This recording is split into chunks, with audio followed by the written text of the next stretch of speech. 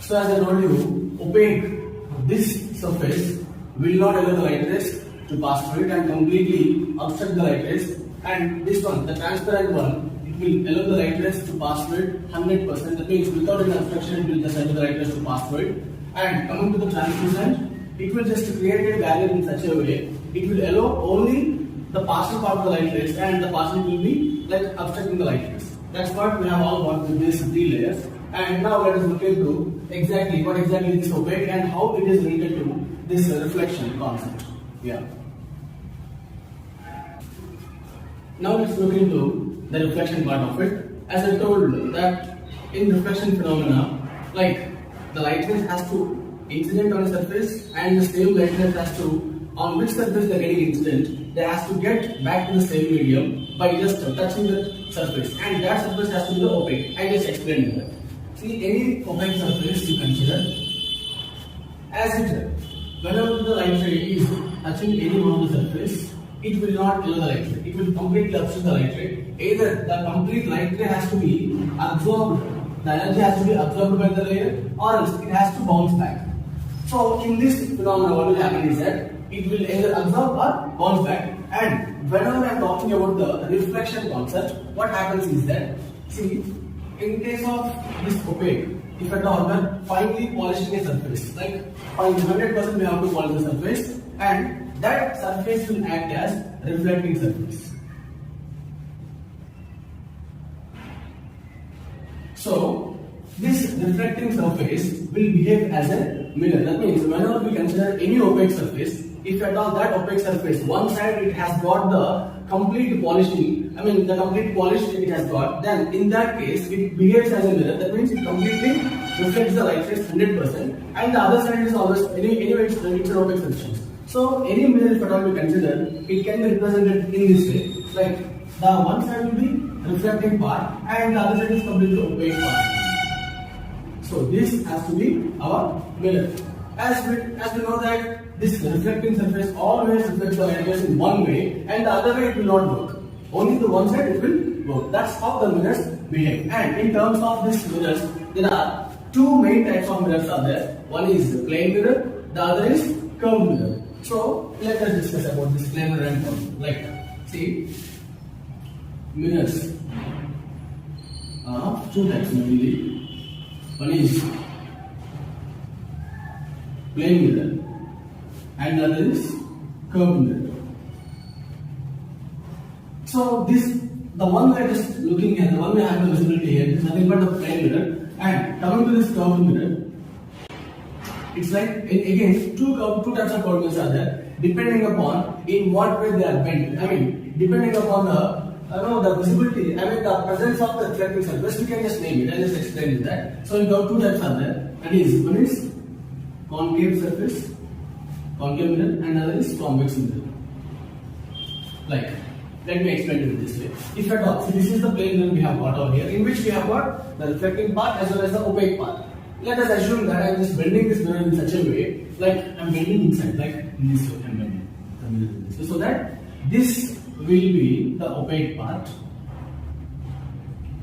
and the reflecting part has got trapped inside. Like inside the curvature, the reflecting part is there. So this type of mirror is nothing but concave mirror. And if at all the bending has supposed to happen in some other direction, like in this way, in such a way, the opaque has got trapped inside and the reflecting part is exposed outside. This type of mirror is called convex mirror. So these are the three types of mirror, in which two are classified as curved mirror and one is nothing but our plain mirror. So these are the types of mirror we have got. Now let us discuss about the formation of mirrors, like how exactly the mirrors are formed. As I told you, a mirror can be formed by polishing one side of the surface, in which we get the reflecting part, the other is opaque part. And in case of curved mirrors, let us discuss in detail in such a way. There are some points are there to be noted, so let us discuss that. Like, as I told you, this is a curved mirror. This is a curved surface. We cannot call this as a mirror. Why? Because until or unless I am just mentioning the opaque part of it, then it can be termed as the reflecting, it can be termed as a mirror. Here I have not mentioned any of the curve, any of the opaque surface and any of the reflecting surface. So I cannot term it as a mirror. Now, by giving the opaque part and the reflecting part to this curved surface, it behaves as a mirror, it becomes as a mirror. Like, so this is our mirror. And now, for forming this mirror, for forming this curvature, I need to get one point over there. Like, there must be a center. In such a way, we can obtain the curvature. Like, if at all I am just keeping the compass over here, the center point over here, and I can draw it this way. Like, for this curvature, this is the center. So we can call this as center of curvature. And to just make this mirror into two equal parts, if I am just drawing a line, and it is passing through the center of curvature, anyhow. So this line I can term it as principal axis.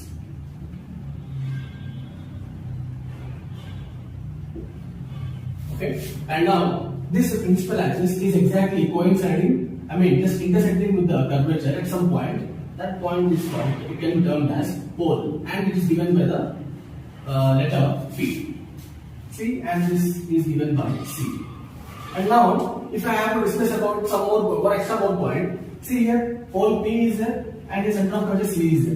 In between these 2 points, exactly at in between middle, there is supposed to be one more point that's called focus. It is given by capital F. See, whatever the point I'm mentioning over here, all these are capital letters. Why? Because this is just a point and I have to mention them. And like next step, see this pole P, and focus F, and C is center of curvature.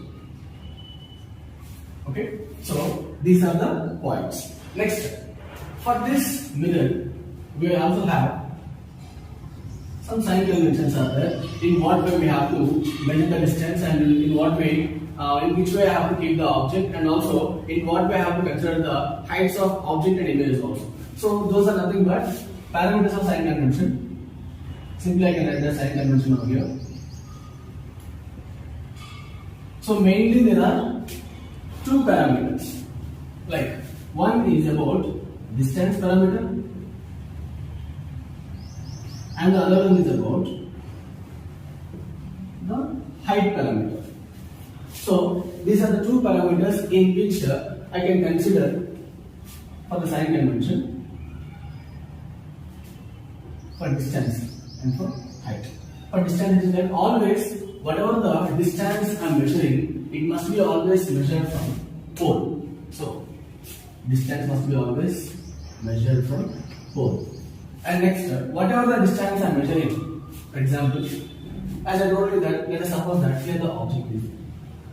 Here I am taking the object. And always remember one thing, whenever you are placing the object, you have to make sure that it is kept in front of the reflecting surface. Like, here we don't have to keep the surface, here we don't have to keep the object. Like, always it must be in front of the reflecting surface so that the image can be developed. So that's why we're just keeping the object over here, and for every object we'll just get a large number of incident rays, and here I'm just considering one such incident ray which is traveling towards the mirror. And here, if at all you look at this incident ray, it is parallel to the principal axis. And apart from that, see, whenever I'm considering the distance, the first point I have mentioned is for this parameter, always this distance parameter has to be considered from pole. So the first point of sign convention is that all the distances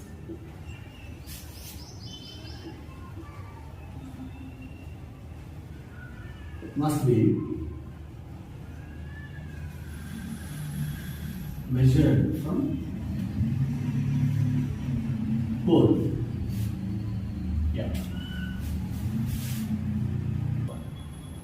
And the second point is that, like, whenever I'm measuring the distances, here I have to consider whether it is a negative measurement or positive measurement. In what way I can consider is, see, with respect to the incident that I have to measure. For example, here I am measuring the object distance, let us say. The first point is what? All the distances must be measured from pole. So I have to start measuring from pole. So from here I am measuring in this direction, right? So this measurement direction is exactly opposite to the incident ray direction. So whenever the measurement is made up in the opposite direction of the incident ray, that has to be considered as negative measurement. For example, regarding this object, for example, I am considering, for example, have kept just an image has been formed over here. In respect of the object, an image has been formed over here, and now I am going to measure the image distance. So for the image distance, again I have to consider the same point. All the distance, whatever the distance you consider. So here again the image distance is here. So starting from pole I have to consider. From pole to the image I have to measure. See, I have just applied the first rule, like all the distance I must measure from pole. So starting from pole, I just came towards the image. In this measurement, like the measurement direction is in the same direction of the incident ray. Both are going towards the left. So whenever the measurement is considered in the same direction of the incident ray, that has to be considered as positive measurement. And whenever the measurement is made in the opposite direction of the incident ray, then that has to be considered as negative. So this is about the distance parameter. Let me write the second one. Like distances or distance measured in same direction of incident ray is positive and opposite direction is negative.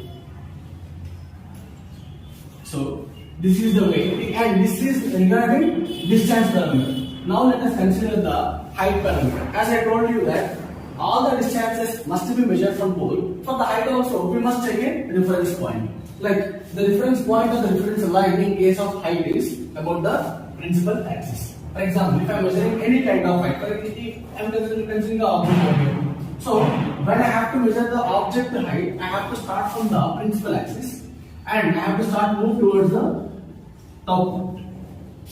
Like starting from the principal axis, I am moving towards up.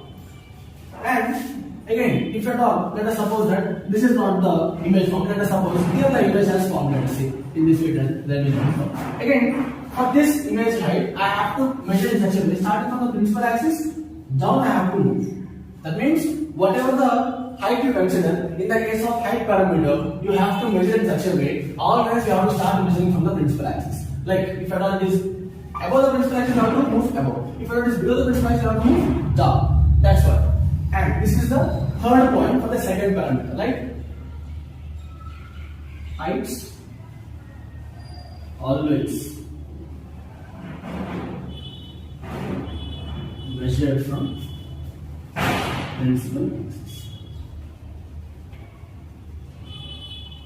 Next, see in case of distance parameter, one point I have mentioned in such a way, I am mentioning the sign convention like positive or negative. In the same way for the height also we have to mention the sign convention. Like see, whenever the measurement is made above principal axis, that has to be termed as positive measurement.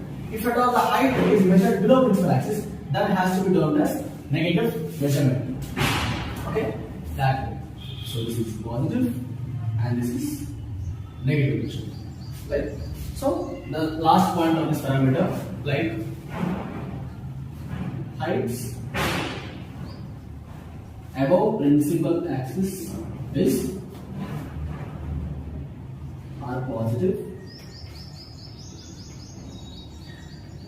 and below are negative. Okay, so these are the sign convention points mainly regarding the distance parameter and the height parameter. So this is the today's class and I hope you understood this one. Thank you very much.